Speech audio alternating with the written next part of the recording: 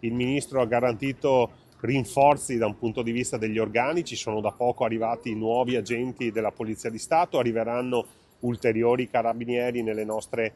stazioni territoriali. La missione romana porta in dote a Treviso e alla Marca almeno una cinquantina di uomini in più delle forze dell'ordine, non solo agenti di polizia ma anche carabinieri in arrivo per il giro di vite sulla sicurezza. Mario Conte strappa la promessa al ministro dell'Interno Piantedosi non solo come primo cittadino del capoluogo della Marca ma anche come presidente di ANCI Veneto, ed è qui la seconda novità dell'incontro con il titolare del Viminale. Insieme ad ANCI Veneto, quindi alla rete dei comuni veneti, stipuleremo un protocollo per la sicurezza, dove il Ministero garantisce investimenti puntuali e straordinari destinati ai comuni veneti in modo tale da consentire a tutti i comuni, piccoli, medi o grandi che siano della Regione Veneto, di incrementare la rete di videocamere di sorveglianza. Sicurezza tema di scontro politico con l'opposizione ma anche con gli alleati di Fratelli d'Italia. E il primo cittadino torna a ribadire un concetto già espresso nelle scorse settimane, ma stavolta supportato da un dato che ritiene inequivocabile. Nel confronto con Piantedosi e con le cifre del Viminale emerge che a Treviso il numero di reati commessi dagli stranieri è aumentato del 40% rispetto agli anni scorsi.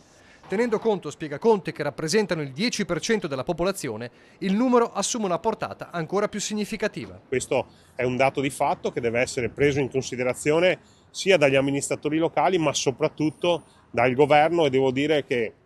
è forte la determinazione da parte del ministro Piantedosi e di tutto il governo di stringere da un punto di vista degli ingressi nel nostro paese e soprattutto trovare delle norme adeguate che possano consentire alle forze dell'ordine di liberare i nostri territori da quelle persone che vengono esclusivamente per delinquere. Un Conte che quasi contemporaneamente al ministro Nordio decide di chiudere la polemica innescata in queste ore con i meloniani, aprendo un fronte di impegno anche su leggi e norme. Lavoreremo insieme ai ministeri, quindi a Piantedosi, così come al ministro Nordio, per mettere mano alle norme che consentano di avere leggi chiare, rispettate da tutti, ma soprattutto lavoreremo per la certezza della pena.